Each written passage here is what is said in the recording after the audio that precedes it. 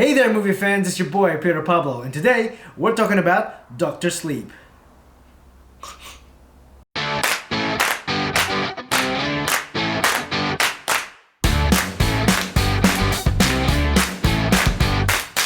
Dr. Sleep, directed by Mike Flanagan, is the sequel to Stanley Kubrick's 1980s classic, The Shining, both of which are film adaptations of Stephen King novels. The story follows an adult Dan Torrance, played by Obi-Wan Kenobi himself, Ewan McGregor, as he struggles with alcoholism while searching for a more peaceful life.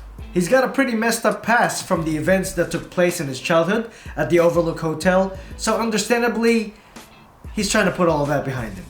Until he meets a young girl named Abra, played by Kylie Curran, who has the same shining as Dan, which is a form of ESP.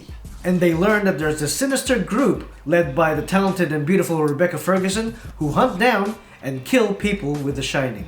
And this group is called the True Knot. That's not with a K, okay? Okay. I'm not. This movie was spooky and made me feel uneasy, but in the best ways possible. Come play with us forever and ever. But there was this murder scene near the end of the first act that was a little bit distasteful. I can picture a lot of people finding that perhaps too disturbing. The scene went on for maybe a little too long or showed us perhaps too much, but either way, it was really horrific.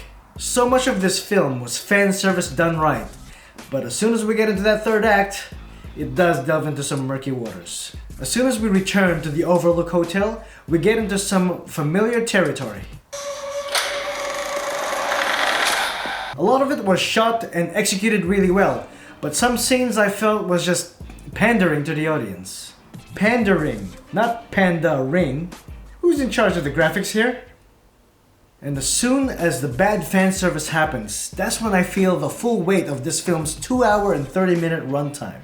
I honestly think that you could have shaved 10 to 15 minutes off and still come out with a quality film. And it was really good seeing a few familiar faces in here, like Bruce Greenwood, who often plays roles of authority. And we see him interview Danny Torrance in an office very reminiscent of the office Jack Nicholson got interviewed in The Shining. We got Cliff Curtis, who I first saw in Once Were Warriors, as everyone's not so favorite Uncle Bully, but many of you would recognize him from Training Day. Here he plays Dan's friend Billy, who helps him overcome alcoholism and tags along with Dan and Abra as they try to defeat the villains. One of which was played by Karel Stryken, and I thought, where have I seen this guy before? Oh, it's Lurch from the Addams Family. And he plays Grandpa Flick, who's one of the oldest members of this evil cult. And I would have to say that this is the most interesting group of villains that I've seen all year. They're like a family unit, and you really see that they care for each other. Families that hunt together, stay together. These empty devils, they'll eat what shines. This group, the True Knot, are essentially immortal. They stay looking young by killing gifted people with the Shining and by sucking out their life force, which almost looks like vaping. They're like gypsy hipster vapors. But you don't vape with the True Knot. The True Knot vapes you. There were some really cool, trippy elements in this film, which reminded me a lot of Christopher Nolan's Inception. The movie had a really good second act, and a lot of that was because of Kylie Curran. She really held her own acting alongside Ewan McGregor and Rebecca Ferguson. You're magic. Like me. I don't know about magic. I always called it The Shining. We should really remember her name because I think we'll be seeing a lot more of her in the future. And as for Rebecca Ferguson playing Rose the Hat, she really becomes her character. She can go from calm to psychotic in a drop of a hat. She's also very cunning, and you can see why she's the leader of this group.